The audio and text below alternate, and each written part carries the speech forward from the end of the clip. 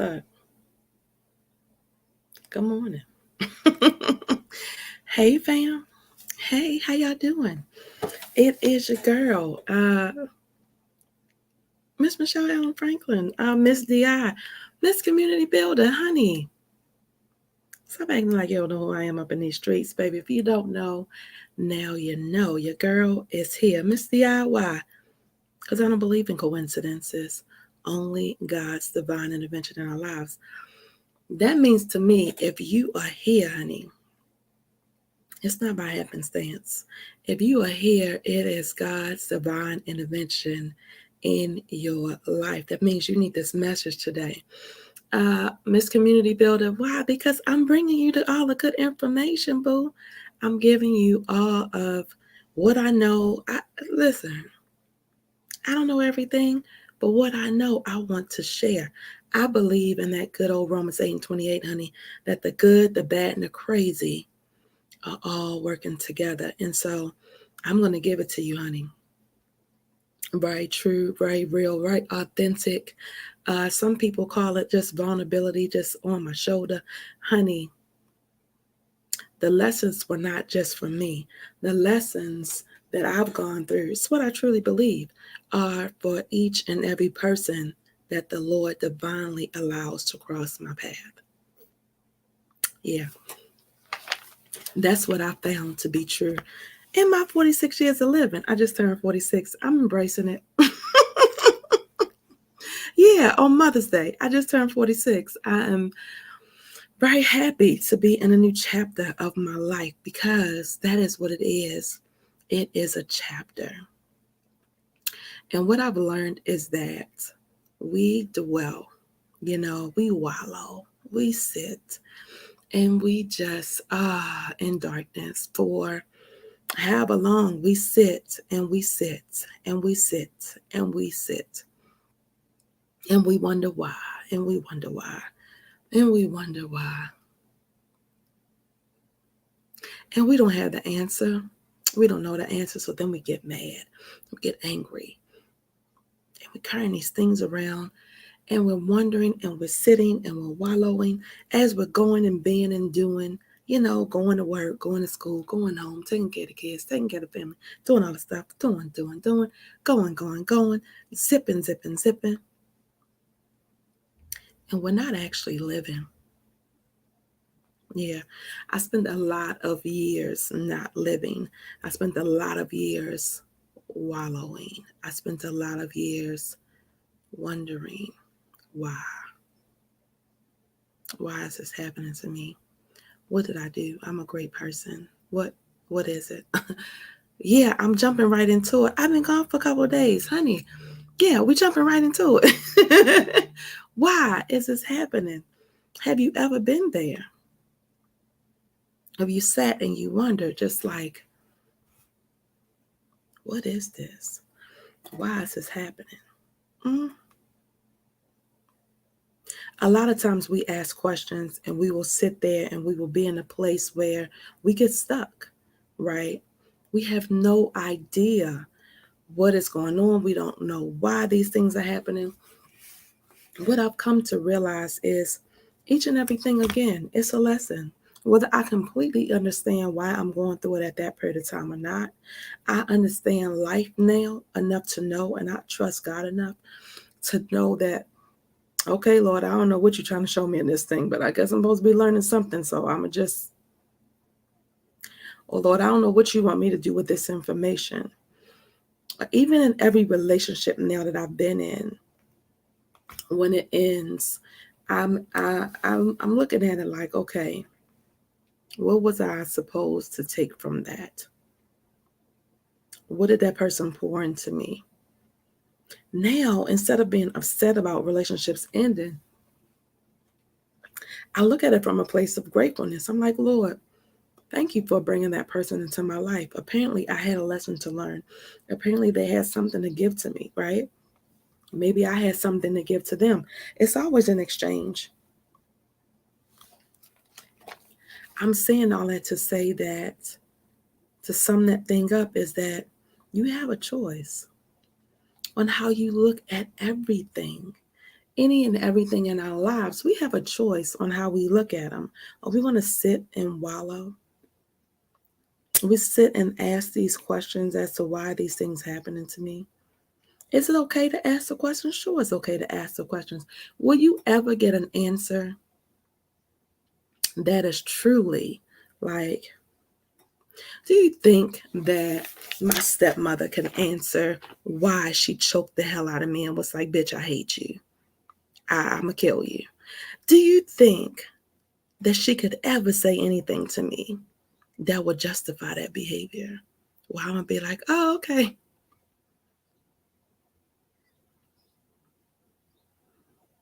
No, things that have happened to us, honey, we're sitting up answering and we're waiting for the why, and we just,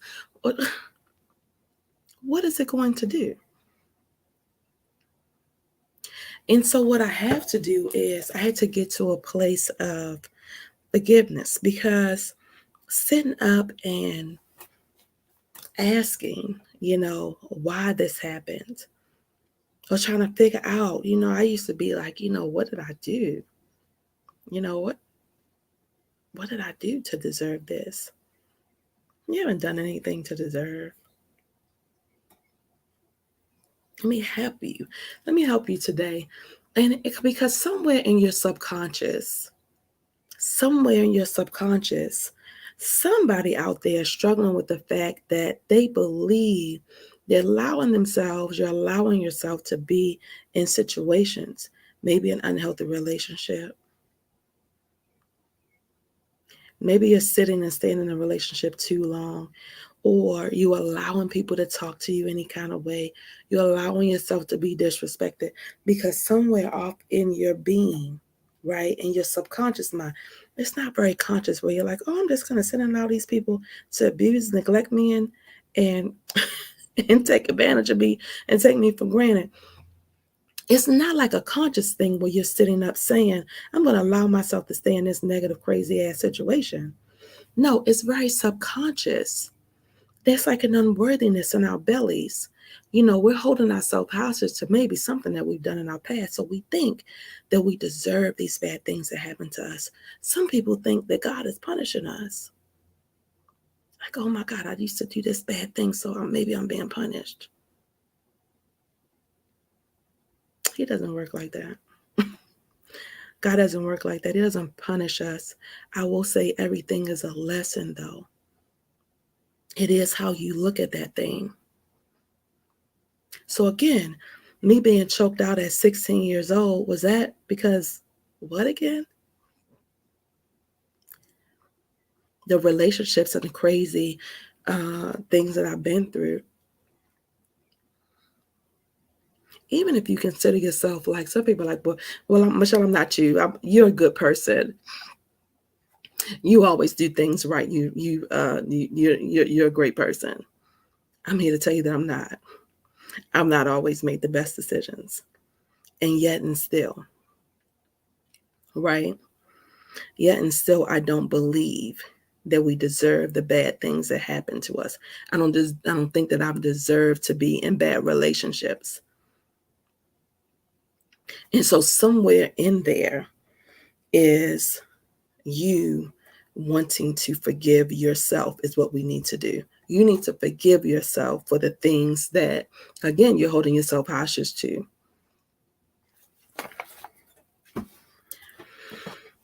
We sit up and we say, maybe in this thing of forgiveness, maybe I'm worthy. I feel like life is so that things are going to happen to us. None of us are above anything that happens. None of us are above the crazy, right? But I do believe it is how you handle it. I feel like you have a choice in each and everything. And the role that you play, and the people that are watching, the people that you influence are watching. How are you going to handle it? What are you teaching your children? What are you teaching the people that, you have influence over in your life? What are you showing them? Subconsciously and consciously, at some point, you have a choice to make. Again, are you going to continue to wallow? Because things are going to happen. Like nobody is oblivious to the crazy, right? The crazy is going to happen. So what are you going to do? Is that not to say that you can't have a moment? It's not. It's not. It's not to say that you can't have a moment, but it is that at some point you have a choice. At some point you're going to have to get up. At some point you're going to have to know, I can't deal with it how I used to deal with it before. Right? And I'm saying all that to say, I literally, each and every day, I battle, y'all. Each and every day, I'm battling with, every 100,000 miles of thoughts that are going on in my mind at any given time. I'm battling these thoughts. I'm going, Michelle, are you going to show up today? Are you going to show up today? What you doing today? Are you going to show up today? What you doing? What we doing today? Are we going to show up today? And some days I'm going, Michelle, you need to rest today. Today is not the day to show up. Maybe you need to sit down somewhere. And that's okay. We can't be everything for everybody. I'm talking today about forgiveness. Forgiveness of self. I have allowed myself to be in situations. I've allowed myself to be in situations. I've allowed myself to be in some circumstance, right? And I realized that, and I'm sorry, I gotta make this message. I realized that, excuse me, we all live. Excuse me. I realized that I had been holding myself hostage and I had no idea. I had no idea that I was. And so we're going to have a conversation today about forgiveness and what it is and what it means. Because just like with relationships, before you can have a relationship with somebody else, you have to have a relationship with yourself, right? Before you can forgive someone else, maybe you need to start with forgiveness of yourself. And so, and this is very important. And what does this have to do with your mental health journey? Because it affects your mental health, right? You sitting up, just walking around with this anger, with these feelings of this emotional roller coaster that you've allowed yourself to be on. You see somebody, and then all of a sudden, your whole attitude is shifted, right? The unforgiveness can cause you having all kind of ailments this morning. The unforgiveness can cause you to definitely develop cancer, develop heart disease. Yeah, it's that serious. The unforgiveness can cause you to have a heart attack, to have a stroke. Yeah, I had so much unforgiveness in me in the year of 2022 that my whole body swelled up. I had so much fluid and inflammation in my body. And granted, I did have a physical situation going on, but guess what else I had in me? A lot of unforgiveness. I had a lot of anger in me. And it showed up in my body. It showed up in my body. My whole body was inflamed, honey. My legs were swollen, my feet were swollen, my toes were swollen, came up my thighs into my belly. The whole time, 2022. I could hardly walk. I couldn't run. I surely couldn't dance for most of the year. You know why? Unforgiveness. And I say that to say that because after the surgery, guess what happened? Did my body go back down and do what it's supposed to do? The doctor was like, why are your ankles still swollen? Normally, but the unforgiveness was showing up in my body as inflammation just as easily. It is the way that your emotions show up. And I really can't go into all of that like I teach it during my program. But I'm telling you, the way that you are holding things in your body, the way that you're holding your emotions in your body, they will show up. It will show up as if you're always having like issues with your stomach. That's stress, that's anger, it's unforgiveness in your belly. If you have irritable bowel syndrome, if you have diarrhea, if you have reflux, yeah, all emotional things, sweetie. And so I'm saying all that today because I truly believe that we don't know these things, right? We're just thinking, we're going to the doctor and we are taking medicine and it's not working. It's not working. Why isn't it working? Because it's not a physical thing. It's not a physical thing. It's showing up in the physical, but it's not a physical thing. It's a spiritual thing and it's an emotional thing. And if we don't tap into the spiritual and heal and get some alignment, right? If we don't tap into the emotional side and get some understanding as to why we are feeling the way, first off, acknowledge that thing that you're even feeling the way. Because we will sit around, I don't care. I don't care if I know what she done. I don't care. Oh, that was out. Yeah, that's the voice, right? Yeah, that's the voice. Yeah. We will sit up and act like we don't care about stuff in a hot minute, won't we? And what are we doing? What are we doing in the meantime? Who are you harming? Yourself. Yeah, I'll sidebar. I went to Dr. Wilkinson's orthopedic office over there. He got some really great lip balm. This is the best.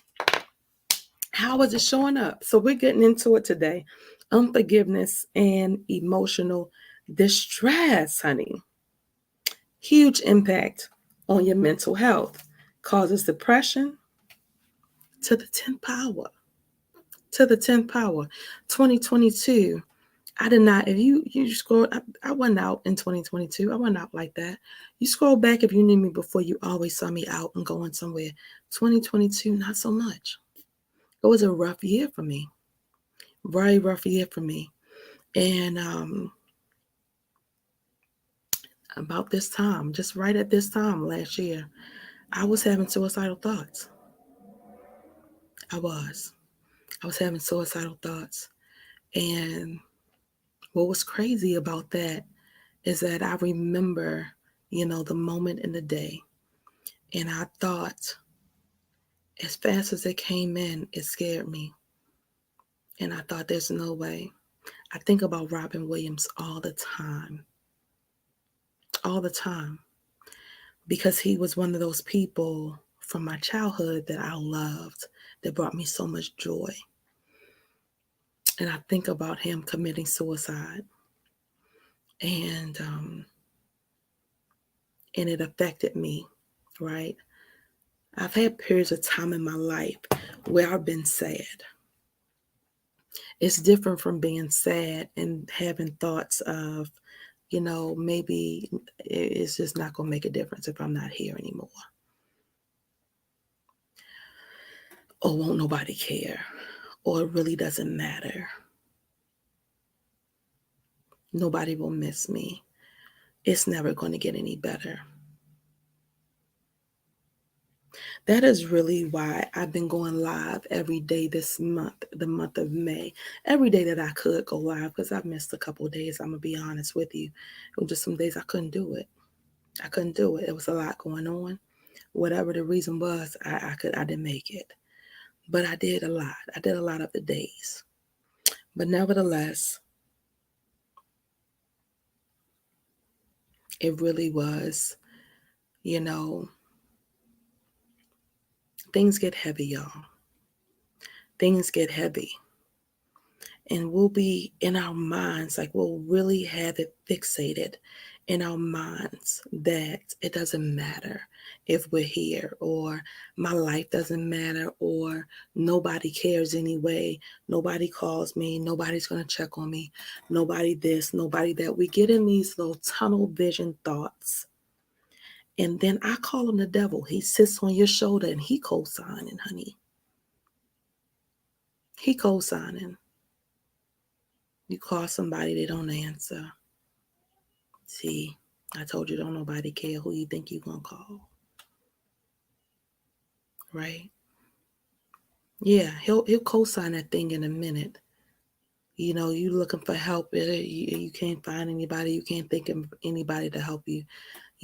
Shame and guilt pops up on there, so you don't want to ask for help. So you really feeling alone in your situation. You just thinking nobody will help you. It's very, very overwhelming. You're going through and going through and going through and going through. And when the hell is it going to be over? You're just wondering, like, when is it going to be over? And it seems like it is forever, right? In your mind, you're feeling like it is forever, and it doesn't really matter anymore. Let me just.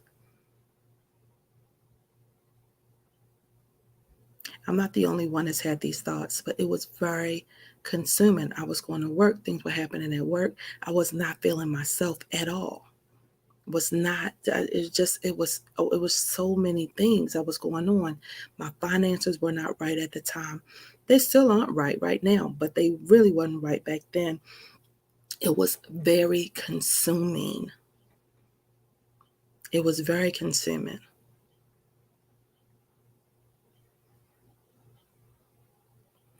But I'm here to tell you what, that was last year. Last year, I was in a job where I was going to work and people were lying on me. I mean, literally, damn near on a daily basis. And then I was under management that was not doing any kind of investigation. And so then I'm getting written up for things that I didn't do, for stuff that wasn't happening. But they're just taking one person's word for it. And it made me feel like, it just made me feel like I was this small. I'm thinking, do these people even know me? Have you ever been in a situation where you felt like, damn, well, it doesn't even matter because people are seeing me this way? Don't nobody know me in this world? I was in a situation with my dad. I felt like at that point, I'm like, this man don't even know me. He's saying stuff to me. I did not have a full understanding of it. I actually still don't. But at this point, I choose not to worry about it. But nevertheless, it was very consuming.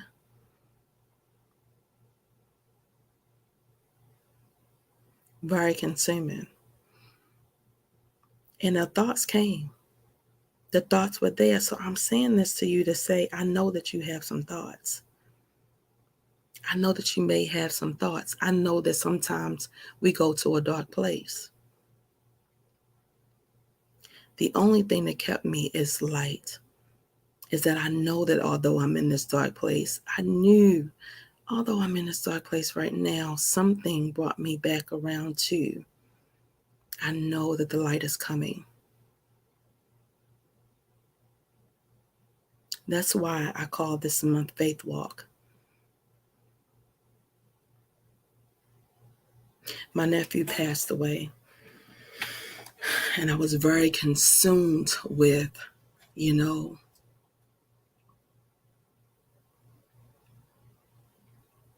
I was very consumed with regret. I had so many things that I wanted to say to him, to his sister, that I didn't say, that I wish I would have said, that I was planning to say. You're waiting for a good time, and you feel like that time just it doesn't come. Like, it's just, okay, I'll do it on this day. Oh, okay, I'll do it on this day, and the day doesn't come. And then my nephew passed away, and so I was so consumed with regret. And regret is one of those things that'll put us in a bad place as well. But I'm here to tell you that, again, I can't stay stuck in that place, right? That's like quicksand. Regret is like equivalent to quicksand. You can't stay there. I don't know, whatever it is that you're dealing with. I don't know what you're going through, but I'm here to tell you that you can't stay in a place of regret.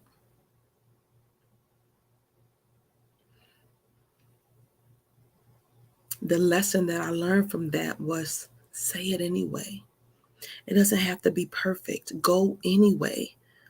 Do it anyway. Erica Mason has a song, it's called Do It Anyway, right? Do it anyway. I was waiting for the perfect time. Oh, I didn't tell them this. Oh, they didn't answer the phone. Oh, okay, well, I called and they didn't answer. So, okay, I'll wait till this time. Oh, okay, no. If God is giving you a message, if God is giving you a message, if God is giving you somebody, He's put somebody on your mind, somebody on your heart, there's something that you need to say. Say it. Say it.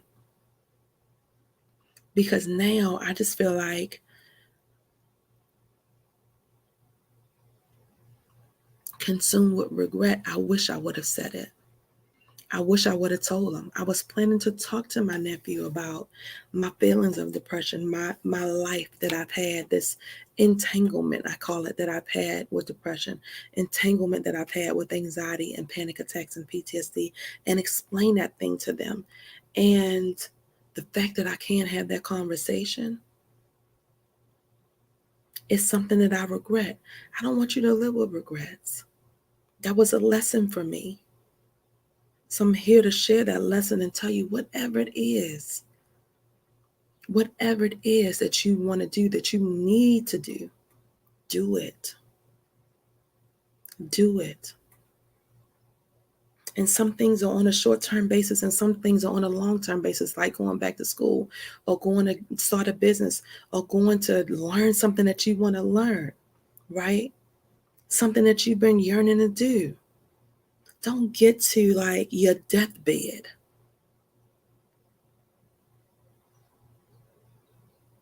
As long as you're on this side of heaven, honey, you still have time.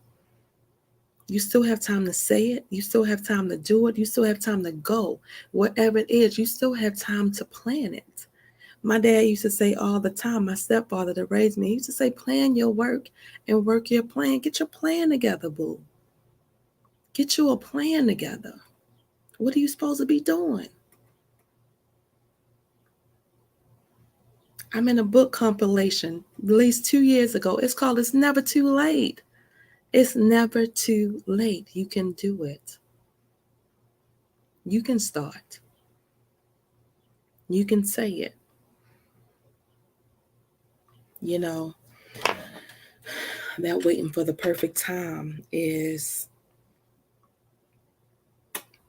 setting yourself up for failure. It is a mode of self-sabotage. And so just don't. Just don't, right? Just don't. So this is unforgiveness. Let me go to my definition.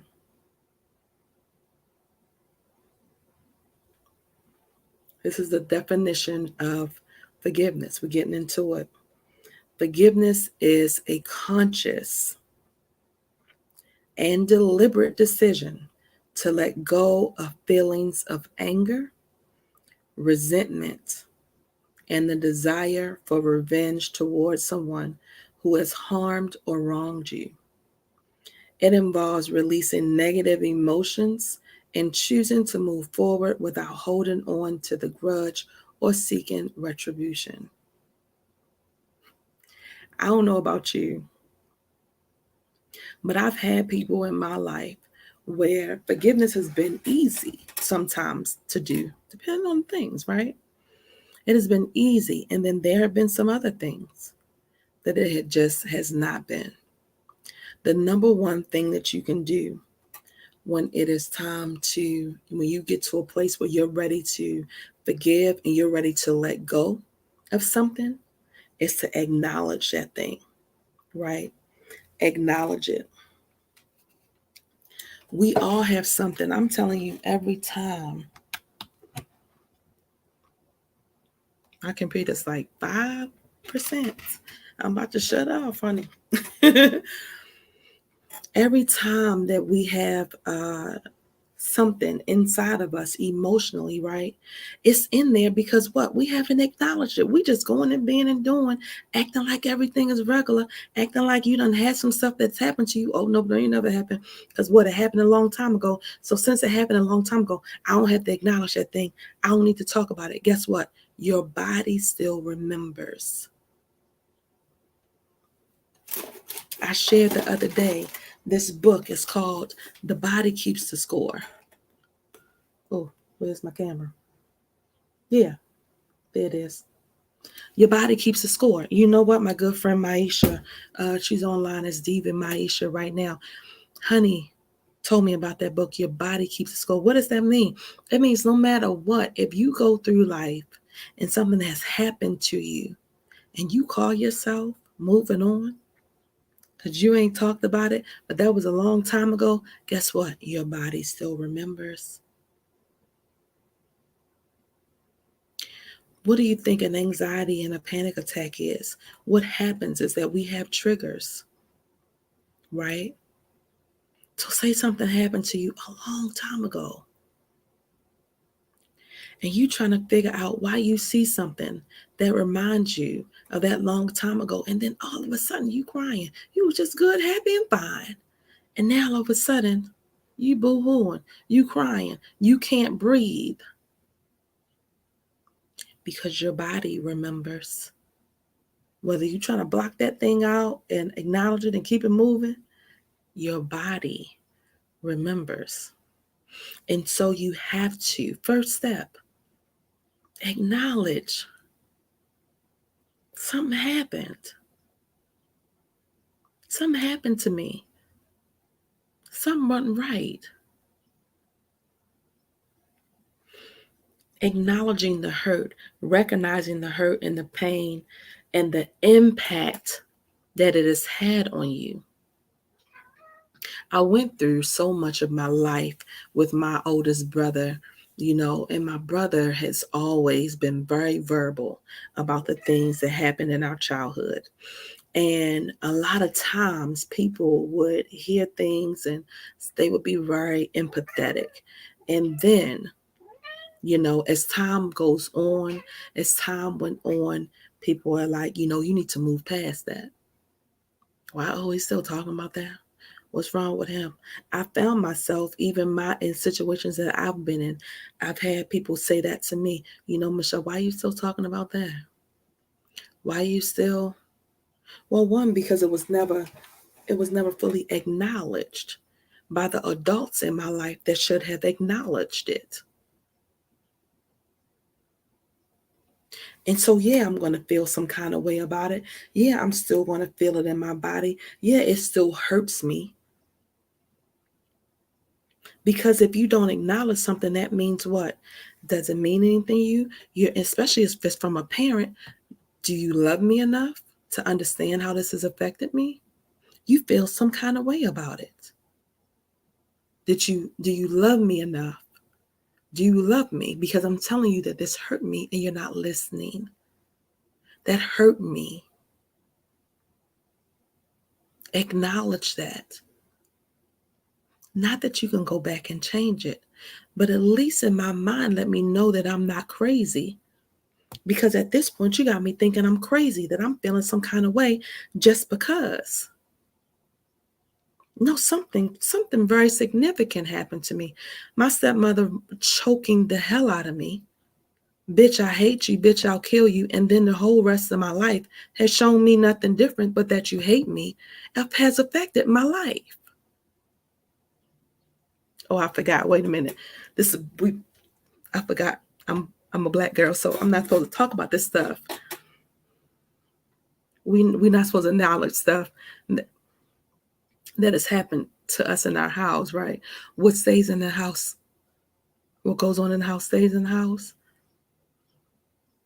And what has that developed? What has that shown me? So again, I'm sitting up wondering why at 45 years old, I was diagnosed with PTSD because guess what? Some things happened to me in my childhood that the adults did not protect me from. That were traumatic things.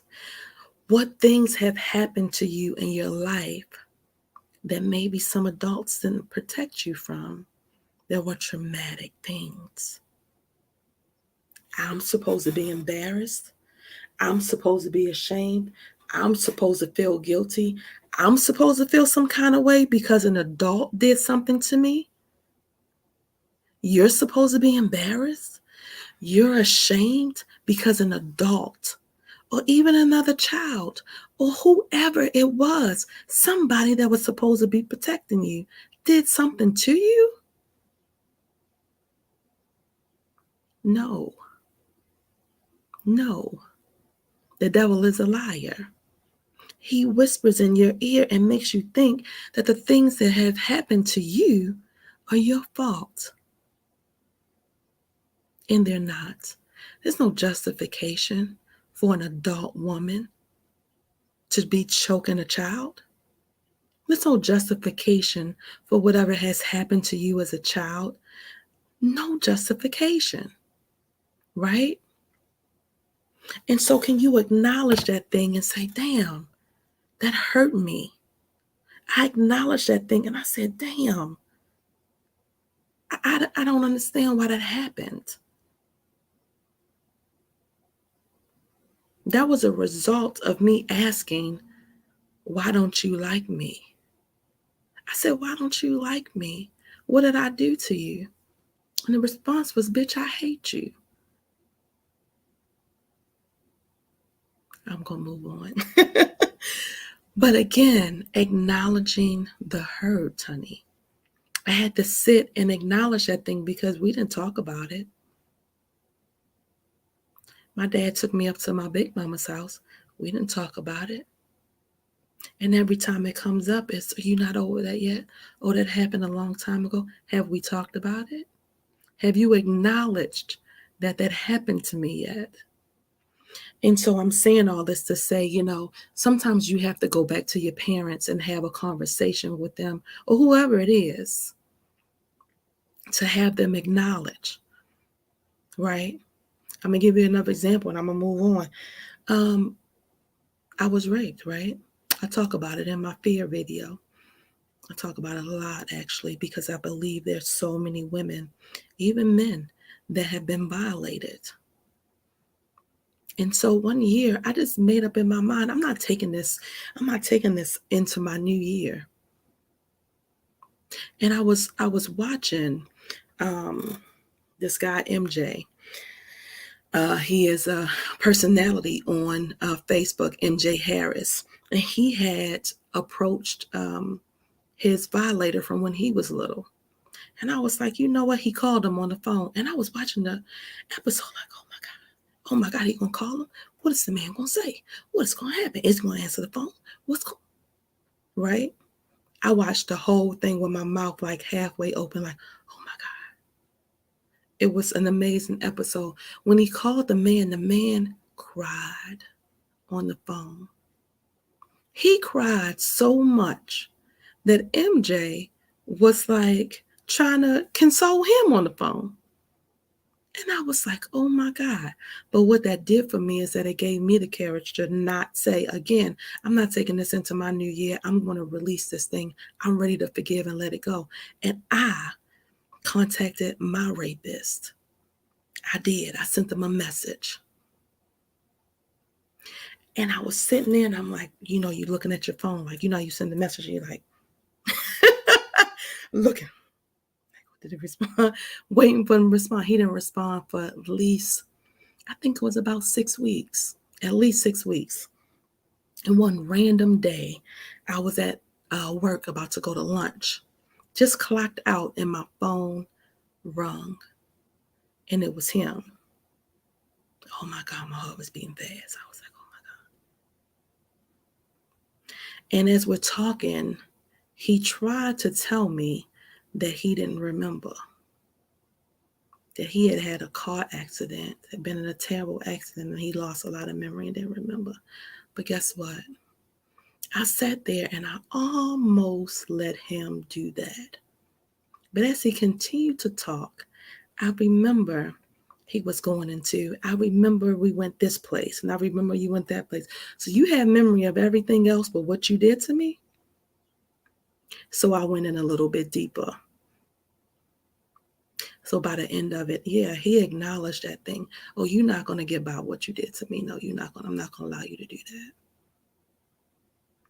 So then he did apologize. He did acknowledge. And the release that I got from that, it was amazing. I didn't need anything else. But to be acknowledged, it makes a tremendous difference. To understand and know that, you did this to me, and this is how it affected me. And that was the conversation. I trusted you. I didn't deserve what you did to me. Right? It's a different release that happens, and you're able to move on. Now, some people have passed away. Some things that have happened to you, it happened with a person that maybe they're not here anymore. You're not going to physically get you're not going to physically get and be able to hear the words. But I have worked with people and we've done certain things. We have done balloon releases where we've written letters or we've written on a balloon and we wrote a message and we sent it up. We've also, done things like, letters or journaling that we wrote, but anything to get it out your belly because it's in you. That anger, those feelings, those emotions are real. And again, you're carrying around resentment.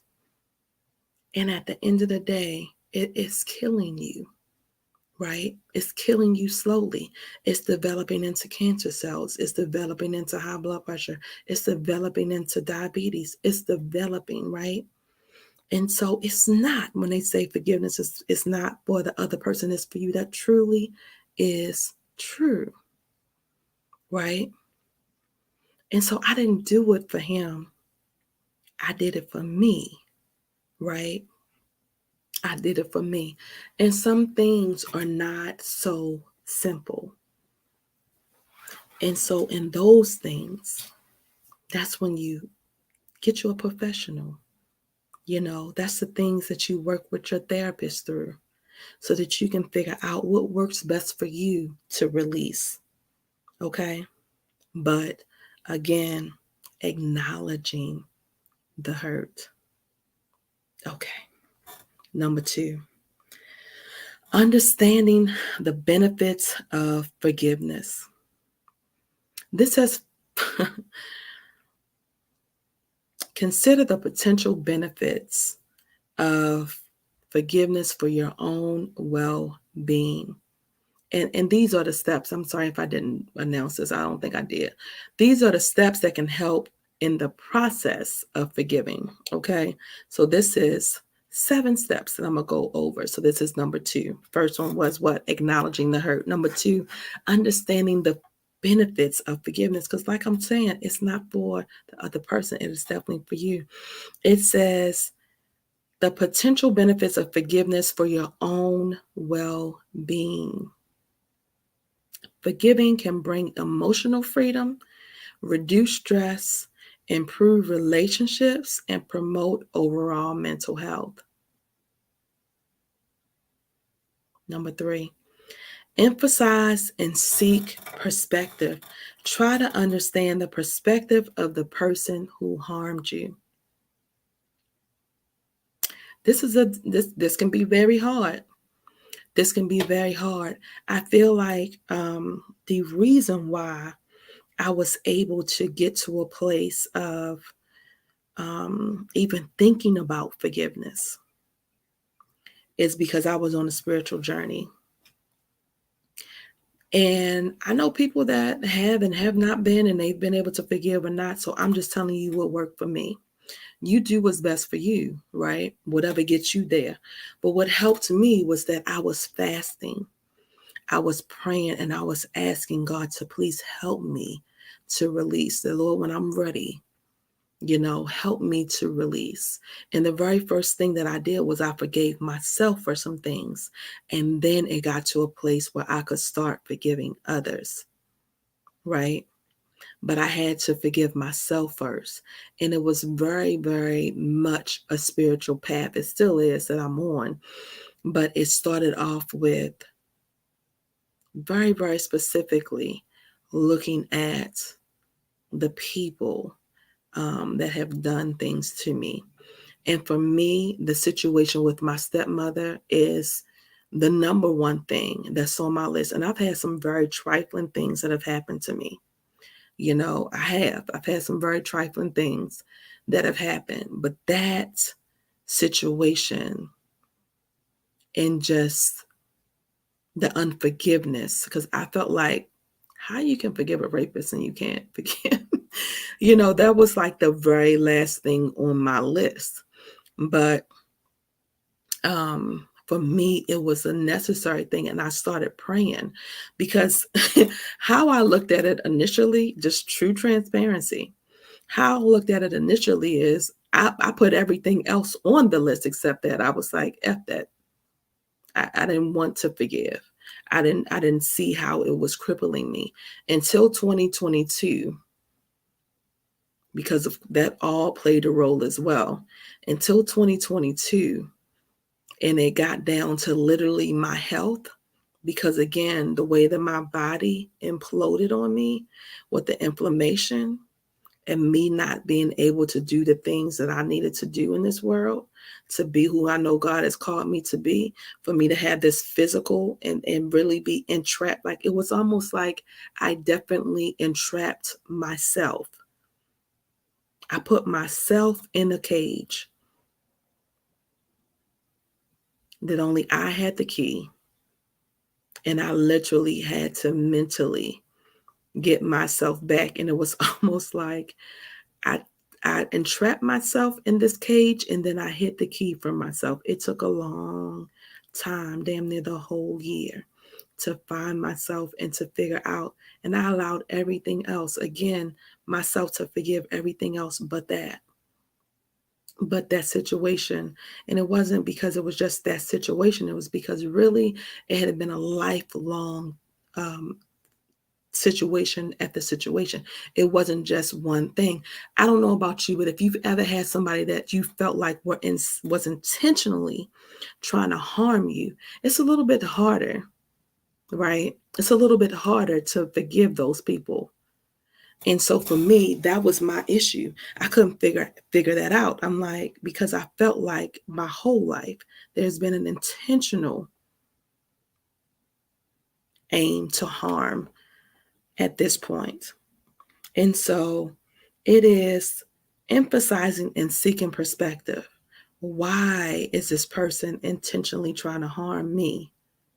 Because I know I haven't done anything to you. So I have to look at that thing, right? As a woman, I'm looking at that thing. So let's go back and revisit.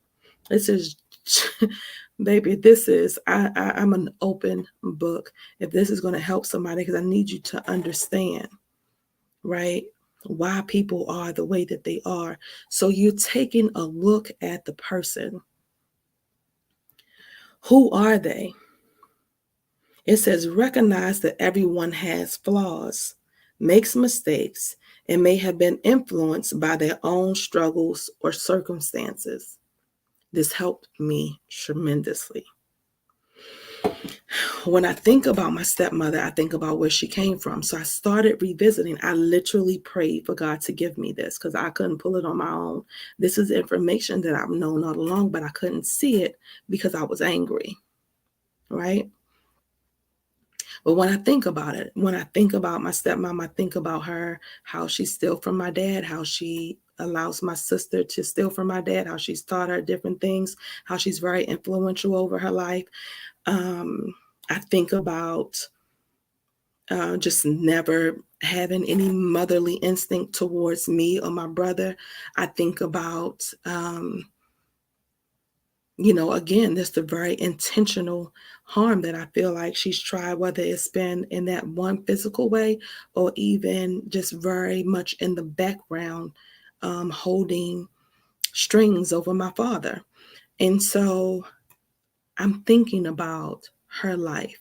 I started thinking about this. It's when again, 2022, I was like, you know what? I need to let this go. And so I started thinking about her life. I thought about what I remembered about her mother. And I thought about what I remembered about her upbringing. Now, I was young, so I don't remember much about her mom. I don't remember much. I can't really say that I remember anything, but I do remember going down to her home. I remember going to Jacksonville. I remember there being an outhouse. I remember them not having running water in the house. What does that mean? Why is she so money hungry? Well, she grew up poor. She grew up poor. Well in the 80s. I'm a 77 baby. Well in the 80s before they even had running water in their home. And so to put it in perspective, people are that don't come from a lot, of course they're going to be money hungry. Like that's not even like it's not a far thing to imagine, right? So of course, some people are, some people aren't. I don't know what all, I don't know what all happened with the brothers and the sisters and all of like I don't know, right? But again, put it in perspective of why do you feel the need to steal? Why do you feel the need to lie? Why do you feel the need to cheat people? I don't know what all she had to do to, grow up in that situation, to grow up in that environment. You know what I mean? I don't know, but I can say that it shifted because I can literally remember going out into an outhouse to use the bathroom.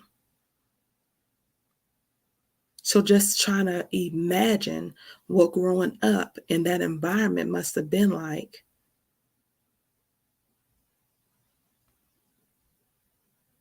Okay. So then some people are like, well, Michelle, I didn't give her a right to, be whatever towards you. But when I think about it from a woman's perspective, right? And from a woman's perspective, I look just like my mother. I look just like my mother. I always have. And so there's been a thing there. Because in the beginning, my stepmother was the mistress. She wasn't the wife. She's a wife now. But when it started, my mom was the wife and she was the mistress. And then here my dad is. Maybe she thought it's over because my mom left and took us and went back to Baltimore. And here my dad is sending for these kids every year.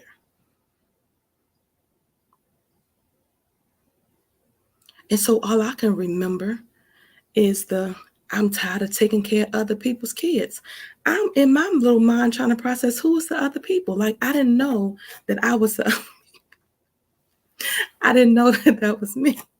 I didn't know that that was me. I didn't know that was my brother. I didn't know that. But it made sense as I got older because I don't even remember a lot of things, but I can hear that, right?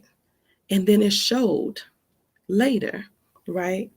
So the day that the incident happened that I was referring to earlier, it would happen because my stepmother would come home and bring food for her and my sister. And I would be home hungry after school. It's 5, 6 o'clock, and they just getting home. Everything is frozen, right? Everything is frozen. They come in with McDonald's, and I'm and like nothing. That's oh no, nothing's for you. No, that's not. And so after this has happened continuously, right, time and time again. Excuse me. I just asked her. I was like, "Why don't you like me? What did I do to you? Like, why don't you like me?" And my little 16-year-old mind, I'm like, what did I do? Like, I'm thinking I'm trying to wreck my little mind. Like, I don't know what I've done to this woman for her to hate me so much.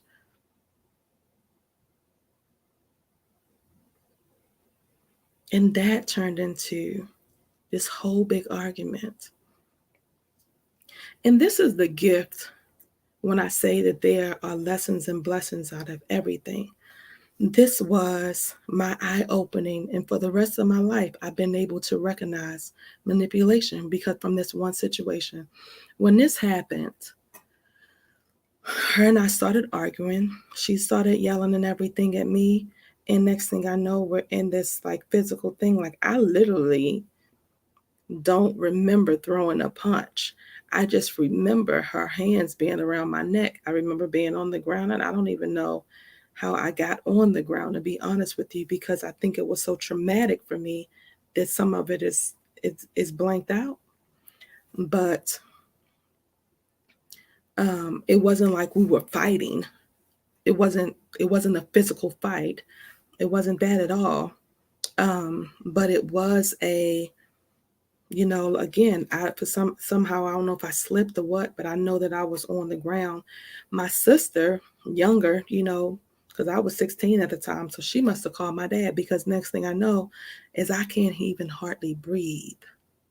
Right? Her hands are literally pressing on my esophagus, and sometimes I can still feel it. Until I healed from it, I could still feel it. I literally just released that a few months ago. Prior to that, when I would tell this story, I could still feel it as if it was happening. I could hardly breathe, right? And so I'm there and I can hear my dad's. You know how back in the day, the men used to have the little clips and they would put the keys on the hook and clip them. That's what I heard my dad, like I heard the keys like thumping on his leg coming down the hallway. I heard my dad coming down the hallway. And as my dad cut the corner, she jumped up and acted as though she was crying, ran past my dad, down the hallway, into the kitchen, out the back door. I heard the back door slam, and she's going, "I don't know why she doesn't like me. I don't know why she doesn't like me." So I always say for me, the Romans 8:28, and that was, oh, I can definitely hear, see, I feel manipulation. I hear it, I see it, I feel it, I can't stand it to this day. And so, but from that, my dad, again, because as Black folk, we ain't talking about nothing, right? We are, he just took me to my big mama's, and I stayed a couple days up there. And then it's kind of been as if it never happened. And so, again, number 3 is emphasizing and seeking perspective. Why couldn't my dad acknowledge what happened to me then and now? Probably because he's trying to figure out a way. He really can't. Like, my dad is the type of person, because I do feel like my dad is a protector. In this situation, I don't feel like my dad protected me. I don't at all. I don't to this day. And that's part of one of the things that I had with him. But I do feel like my father is a protector. But in this situation, for whatever reason, and when I say for whatever reason, the reason is because it's still his wife today. He still has to wrap around his mind some kind of way because he's still with her. So if I sat up and I thought about what you've done to my child, can I really allow you to be in my household? Like, would I really be able to be with you? No, I can't. So it's better off for me not to acknowledge. Again, we're emphasizing and seeking perspective, right? And so the way that I had to process this thing last year is I had to process it like, you know what? Initially, I was angry. I was more hurt than angry, but it did bring about some anger. But I had to get to a point where I realized at the end of the day, whether I understand why my dad wants to be with somebody that steals from him, why my dad want to be with somebody that manipulates the hell out of him, why my dad want to be with somebody that did not care for him or his children. It's that's my dad's life, right? That's my dad's life. He has to live with that. He has to deal with that. He has to process those things. He has to answer those questions for himself. I have a choice on whether I sit up and I try to figure out why is my dad, because this is where I was at. Why is my dad staying with her? Why is he allowing himself to be why is he? That's me being in my dad's lane, right? I'm breaking this thing down to you because I need for you to understand, because somebody out there is in somebody else's lane, right? Yeah, it affected me. Yeah, it did. It affects me still. Yeah, it does. But I have a choice. I have a choice on how I'm looking at that thing. At the end of the day, my life is my life. If I don't like what my dad is doing or what's going on in my dad's house, then guess what? I got my own house. I got my own lane that I need to worry about.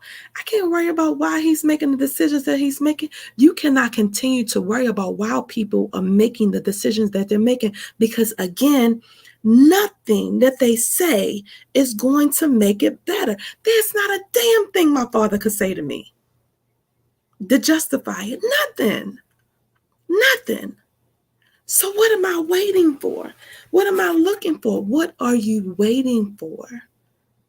This is a different conversation, honey. You got to be ready. This is a different conversation. I'm asking you, what are you waiting for? Who are you waiting for to justify some behavior that is unjustifiable? You have a choice. Are you going to continue to allow that thing to sit up in you and develop, to cause your body to fight against you, to cause hypertension, to cause cancer, to cause a heart attack, to cause a stroke, to cause irritable bowel syndrome? So are you going to sit and wait to die? Why you just waiting for this answer that is never going to make damn sense anyway?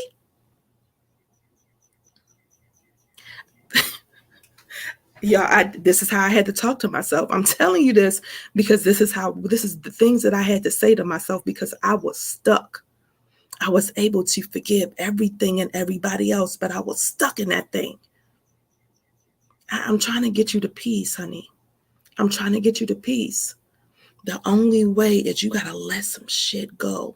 And it's just, there ain't no better way to say it. Some fucked up things has happened. And you're going to have to figure out in your mind, how can I let this go? What do I need to do? How can I gain a different perspective on this thing? How can I look at this thing differently? That's what I had to do. I had to look at the thing differently. Do I want to know the answers? Some days, yeah, I still want to know the answers. Yeah. But again, at the end of the day, it's nothing that can be said. It's not going to take it away. But I would still like the acknowledgement.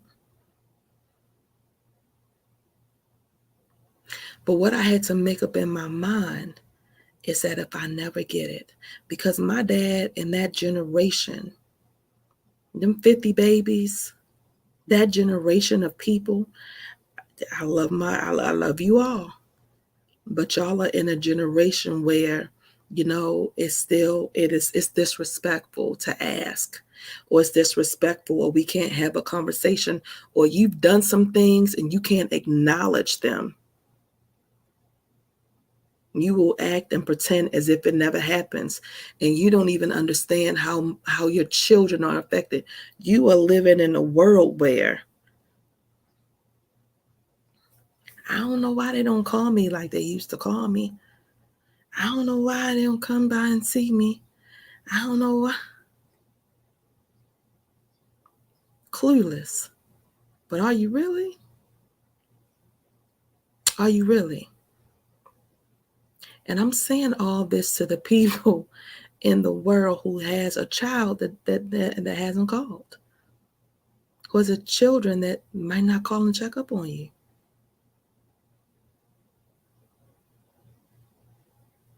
Or a person that used to call and now they don't. Oh, something done happened. Something has happened. People don't just stop just because.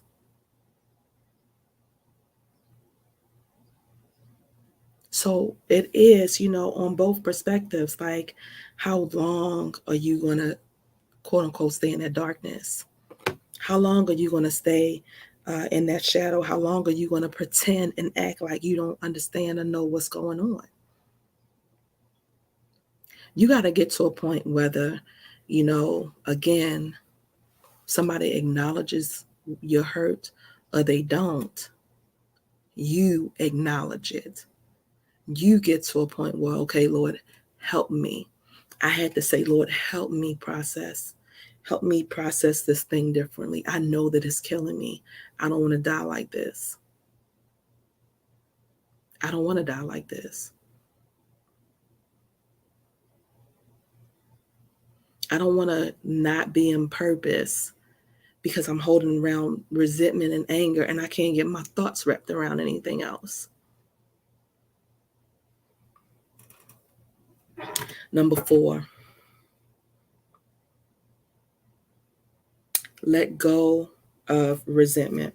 You're making a conscious decision to let go of resentment and the desire of for revenge, understanding that holding on to those negative emotions only prolongs your own suffering.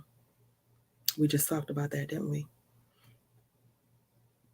Number 5, excuse me. Practice self-compassion. Practice self-compassion. Treat yourself with kindness and compassion throughout the forgiveness process. Acknowledge your own pain and give yourself permission to heal and give forgiveness. This is huge, guys. Family, this is huge. Because again, for a long period of time, I felt guilty about being angry with my father. I felt guilty about being angry with things that have happened to me. Why am I feeling guilty about what somebody else has done or allowed to happen to me? Why am I feeling guilty about that? I'm about to lose my earring. Why are you feeling guilty about that? It's so strange. It's so strange. People do something to you and you feel bad about it. What is that? Mm-mm. Mm-mm. I was talking to one of my cousins about this, and she told me, she said, my big mama told her about this Bible verse. It says, parents, do not provoke your children to anger. And I was like, what? It's in the Bible. It's in the Bible. Parents, do not provoke your children to anger. So it is, some things that our parents have done to us, right? some things that have happened that are not right. Because when I say guilty, at this is how I would pray, because I'm a different kind of angry. My mind just works differently. I'm just a different kind of angry. And I'm so angry that I will stay away from you when I'm angry with you, because I don't want to disrespect you. Right. And I know me. Right. I know me. And so if I'm staying away, I'm trying to remain respectful till I can get back to a good place. I'm gonna have to stay away because I don't want to be disrespectful. Right. And some situations it's hard to just be quiet, right, when you're really feeling some kind of way. And I was at a tipping point where every situation you looked a blink. Why are you blinking like that? Like I was there, like everything irritated me, everything. And so I was like, that is not a good space, that is not good energy. You need not just stay home, stay away, right?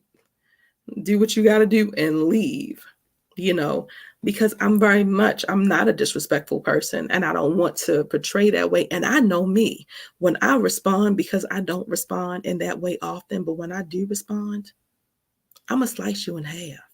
Oh, you won't feel that thing and you won't forever feel it. And so I really try not to go there. You know what I mean? Like I really try not to go there, because then once I am there and it starts, that's it, it's over. That's it, it's over. I get to cussing and saying some things, it's over. I don't know how to turn it off. It's like it.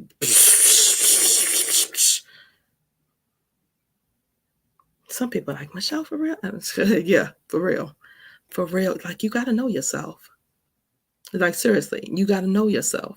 And so I just try very hard not to get there. So again, I stay away, right? I've just stayed away. And so my cousin was saying, my cousin said, don't provoke your children to anger.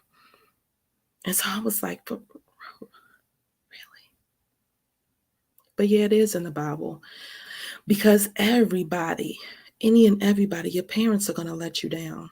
Your friends are going to let you down. It's going to be like your children are going to let you down. You're going to let yourself down. You know what I mean? And so you have to have some compassion. You have to have some compassion for yourself. No, yo, you know what? Yeah, that was messed up. You don't need nobody to co-sign that thing. You know how you feel about it. You know how it made you feel. It was jacked up. It wasn't right. It wasn't. Right?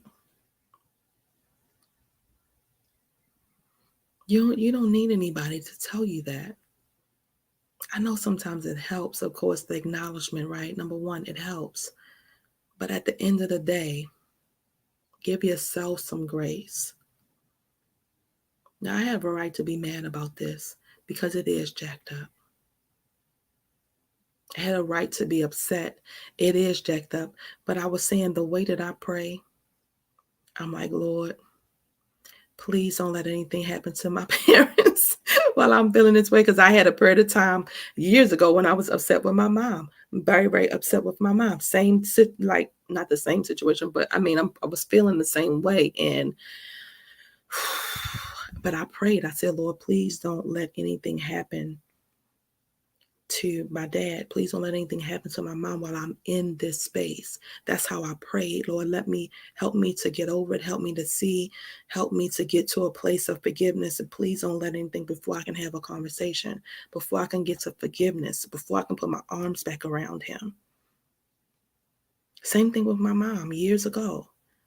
Please, Lord, just allow me to have these feelings, and don't allow anything to happen to them, because I don't want to feel this way. I don't want to be angry, right? You don't want to be angry. You don't want to be. But allow yourself to process. Allow yourself to process. You're not wrong for feeling the feelings that you're feeling if you've been wronged, or something has happened to you, or somebody dropped the damn ball. right? I tell my daughter this all the time. Like, I understand I dropped the ball on a couple of things, right? I understand it's okay to be mad at me about some stuff because it was wrong. I've called my daughter apologizing when I was on my very intentional healing journey. I called my daughter apologizing. This is the difference between my dad's generation and mine. So I'm going to acknowledge what I've done. I know what I did. I know where I messed up. And then it might be some things in her mind where hey, nah, I didn't do that. Right? But this is what happened, and this is what I was thinking. I'm sorry that you felt that way. I'm sorry that this happened. Understand that I was young. Not an excuse, but at the same time, I didn't know, right? As a parent, as a mother, or whatever, we don't know.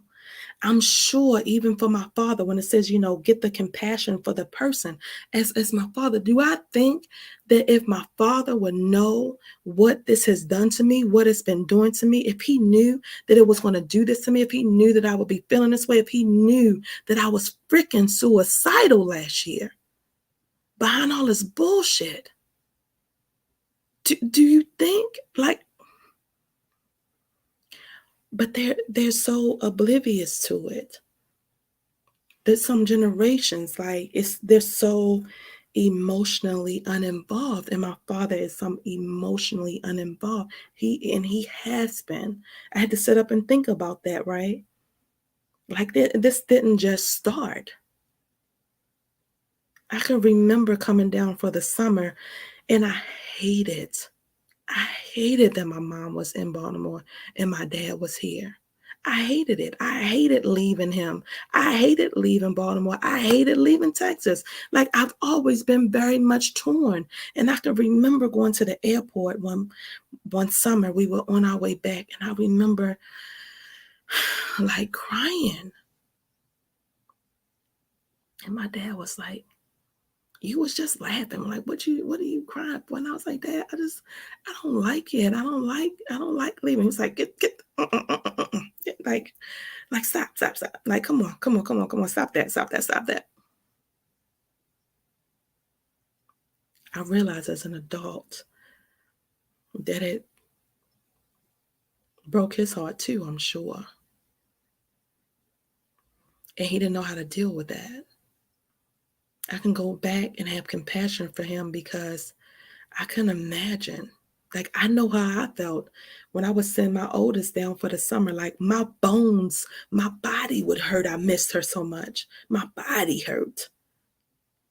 Like, I physically was like, oh my God, like I stayed, at work or whatever. That was the plan for me to send her to the summer so she could come down here and I could work for the summer because I was in nursing school, and I would work for the summer and then I'd be off for the semester so that I can focus.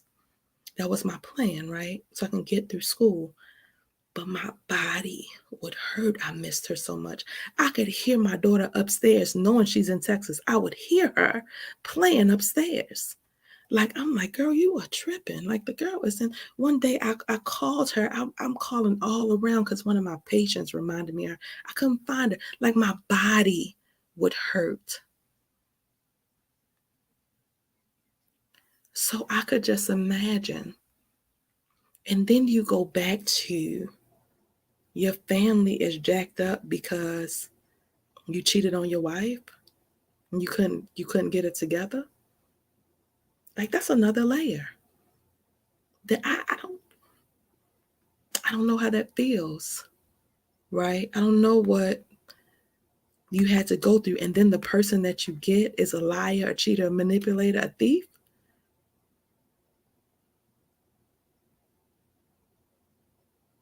A whole nother layer. So again, can I have some compassion? Can you have some compassion for whoever has done whatever to you? Can you look at it from a different angle? Can you look at it from their lens? I know that there's some unworthiness in my daddy's belly. I know there is. I know that there's some fear in his belly. I know that there is. I know that there's some shame and some guilt in his belly because I didn't know my grandfather, but the stories that I've heard of him,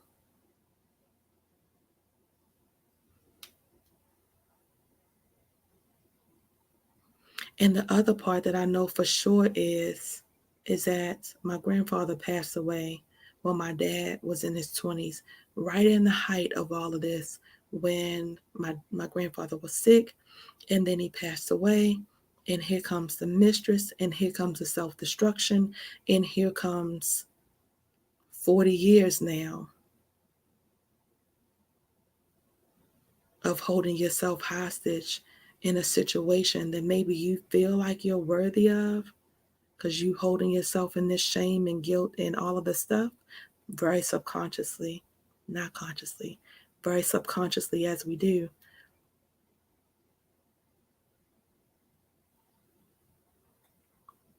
So again, it is, can you have some compassion for the other person's story, for whoever hurt you? I had to go deep with this, y'all. Some people are like, oh my God, Michelle, are you really telling all of this? Yes. Yes, I am. You know why? Because again, I Romans 8:28, every damn situation in my life. I don't care what it is. I don't care what it looks like. I don't care who it's about. If it affected me in my life, I'm going to tell you the lessons that I learned from it. I'm going to tell you how I got over it, because somebody out there is going through it. I didn't go through all that shit for nothing. I didn't go through it for nothing. I know that for sure. I didn't go through it for anything. What can I pull out of the crazy?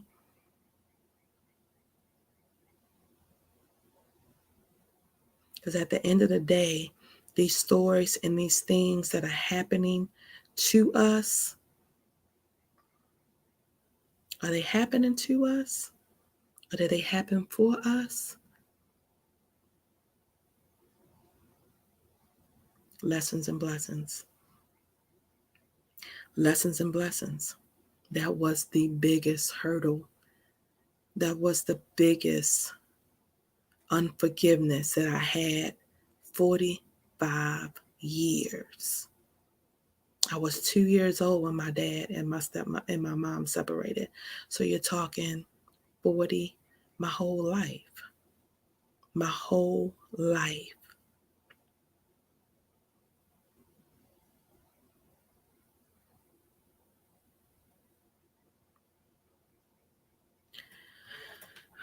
What a release it is on the other side of it, y'all. On the other side of it, it is. On the other side of that valley, when I released that thing with my dad, when I released that thing with my stepmom, because I literally got to a point where I said, Lord, forbid, because I thought if my dad passes, I had to get there.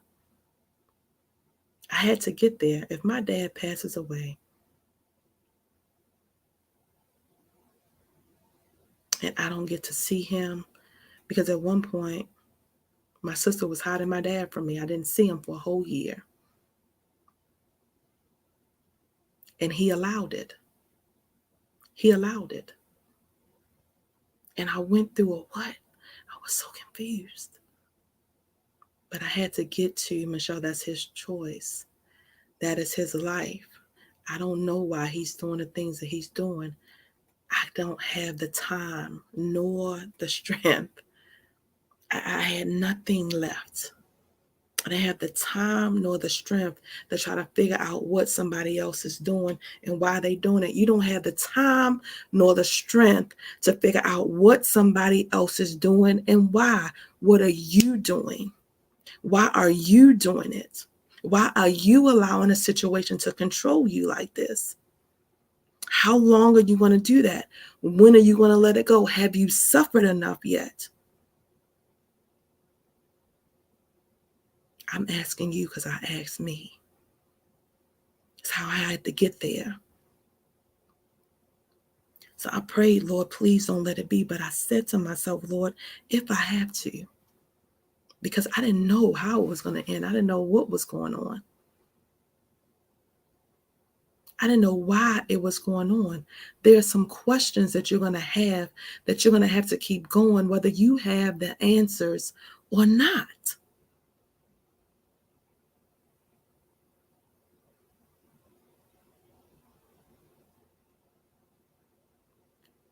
there are some questions or some things that have happened, you are going to have to keep going, whether you know and understand the answers or not. What are you doing? You cannot sit. You cannot wallow any longer. You have done that enough.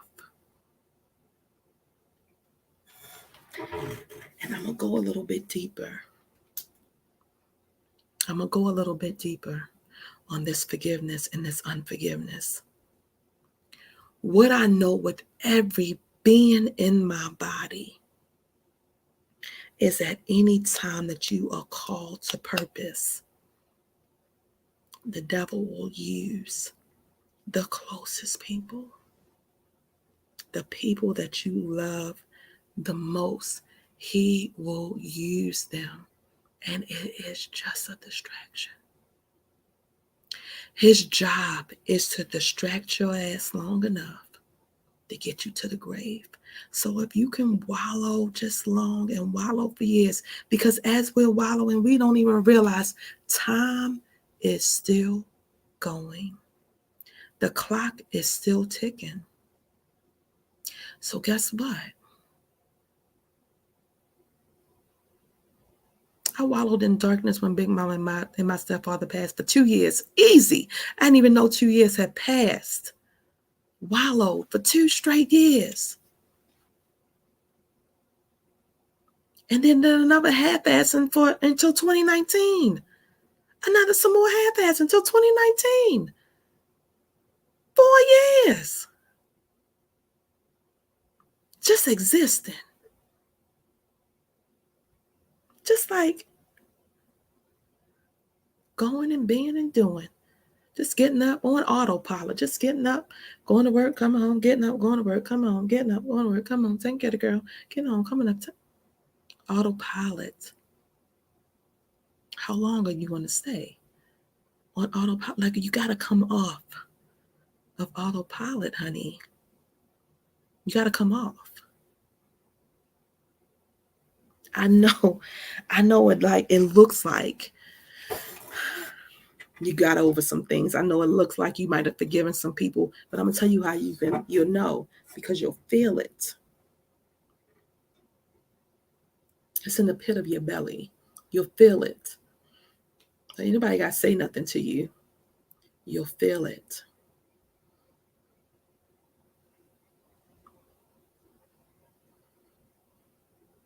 And this is not about my dad having an affair 10 years ago. This is not even about him staying with my stepmother for 40 years.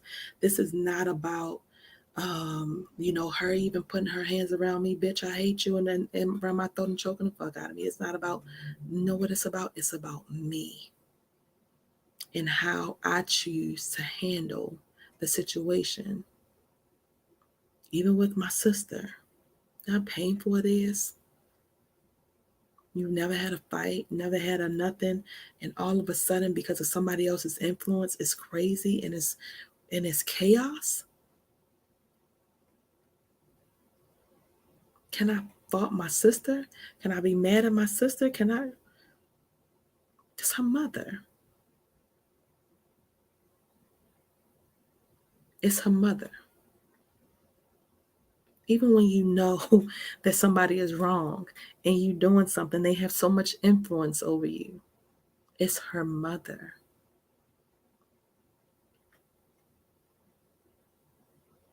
So it doesn't matter. Now, this is very important. This is very important, and I'm wrapping up, but this is very important. In your finding compassion, in your finding of forgiveness, what does that look like for you? I'm a Christian woman. And so for me, I used to think that forgiveness was, oh my God, I have to allow this person back into my space. We got to be able to eat. We got to be able to go out. We got to be able to do the things we used to do. We got to do this. We got to do that. We got to put the show on. I got to be able to. But it's not. It's not. Forgiveness happens inside of you. You don't have to prove your forgiveness to anyone. You are in attendance with a party of one. That is God. When you release that thing from your body and from your spirit, you don't have to go out parading it around to everybody. See, look, I forgave her. We can take a picture together now. Smile. See, I forgave her, so we can go over and we can have dinner now. We can go and do this and we can go and do that and we can. No, some things and some situations, you love people from a distance, and that's okay. Oh my God. See, you ain't forgive her because you gotta. That's their definition of forgiveness. That's what forgiveness looks like for them. What does forgiveness look like for you? Because again, you are only worried about one audience member, one who is with you all the time. Oh, what is that? I don't even know what that is. I have never heard that noise before.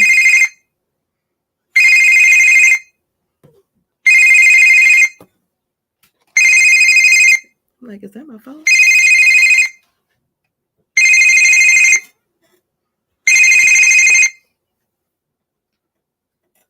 I don't even know what that was.